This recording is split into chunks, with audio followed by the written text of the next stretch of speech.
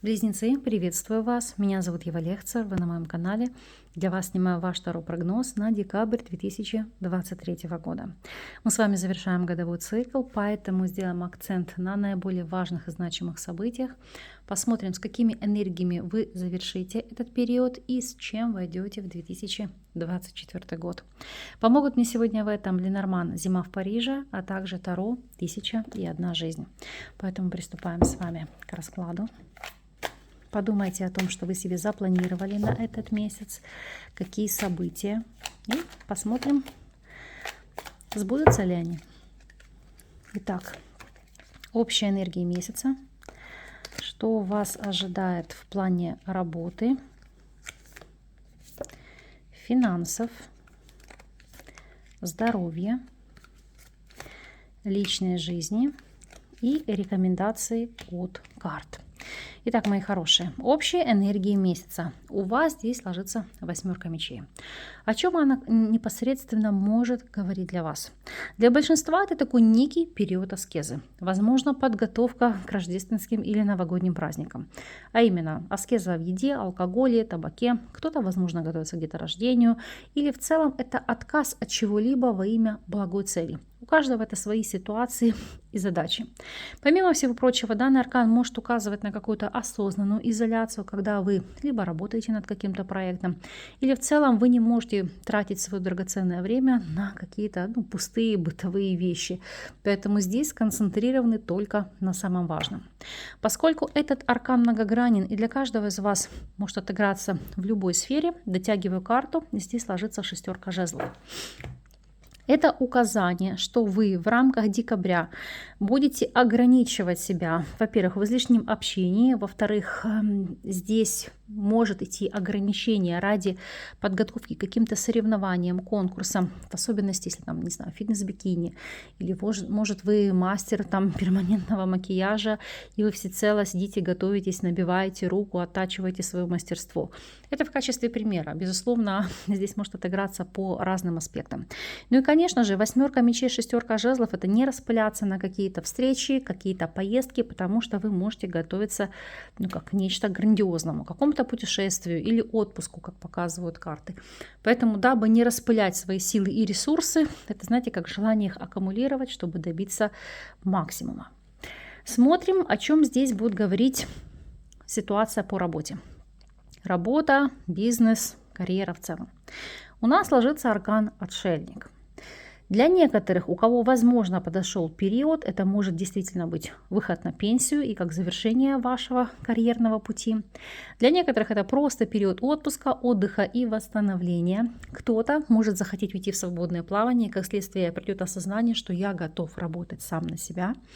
А некоторые это просто, знаете, как передача дел, делегирование. Даже не по причине отпуска, а может быть сама по себе ситуация, когда вы устали. Вам хочется взять такой некий тайм-аут. Это не значит, что вы куда-то поедете отдыхать.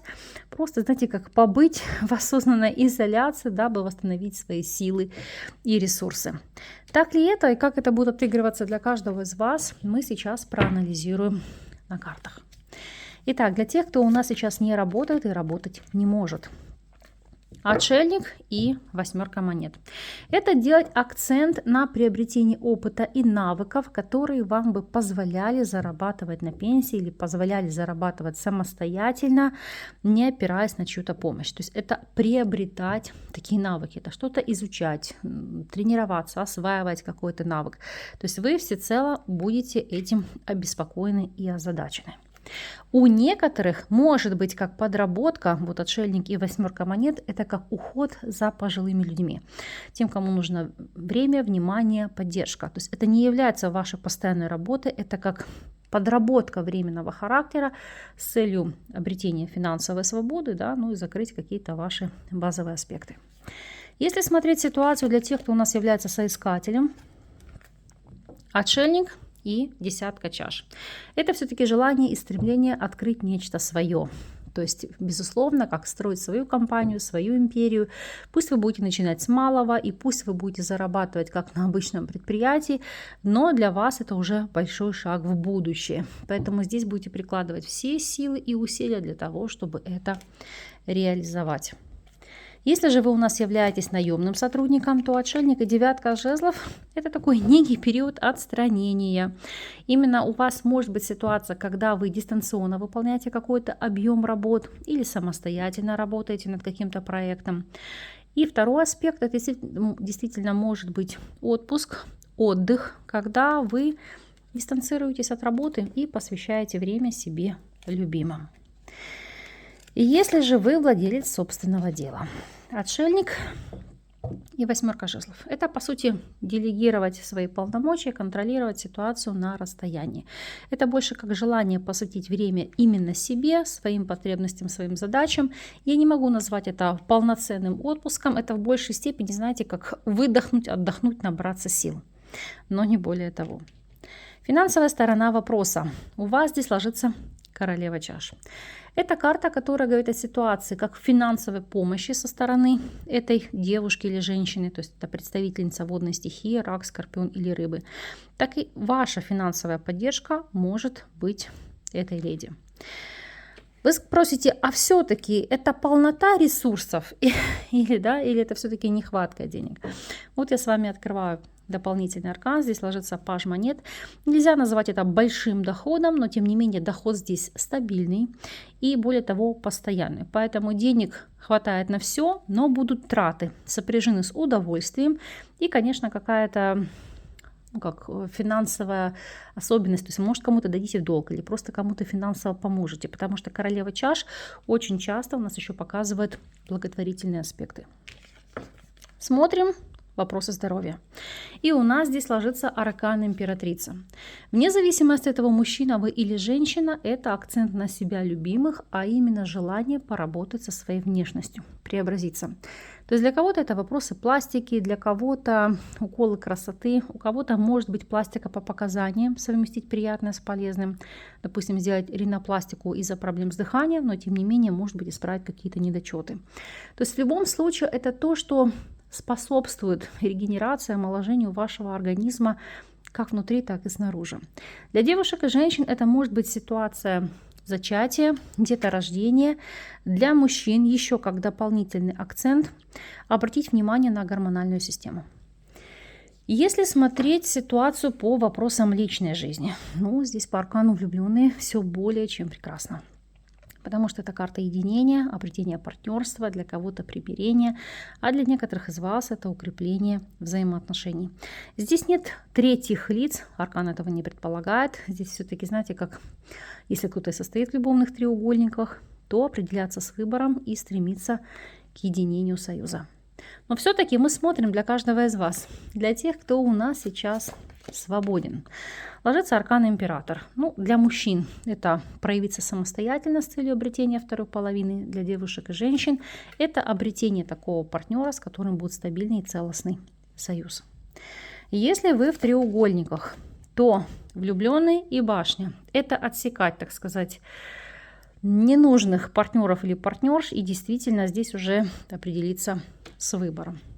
То, что касается стабильных пар и союзов, то влюбленные двойка мечей – это не позволяет третьим лицам влиять на ваше партнерство.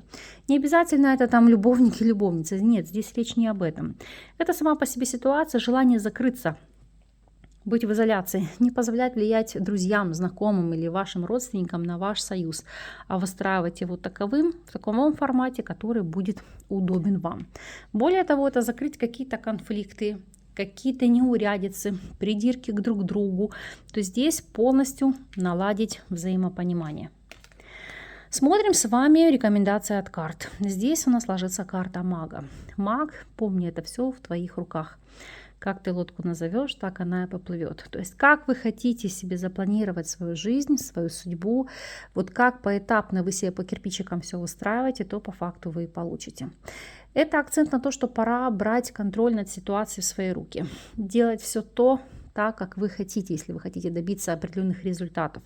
Если что-то не получается, обращаться к специалистам для того, чтобы вам помогли реализовать задуманное. И если брать эту карту с точки зрения бизнеса, работы, то это обретение навыков, оттачивание мастерства, то есть это как быть лучшим в своей нише, в своей сфере, потому что данный аркан говорит о том, что, знаете, как стань лучшей версией себя самого или себя самой. Смотрим в целом на энергии месяца. Наиболее значимы, там у вас почти все сферы наиболее значимы. Смотрите, старший аркан на работу, здоровье, личную жизнь, рекомендация от карт.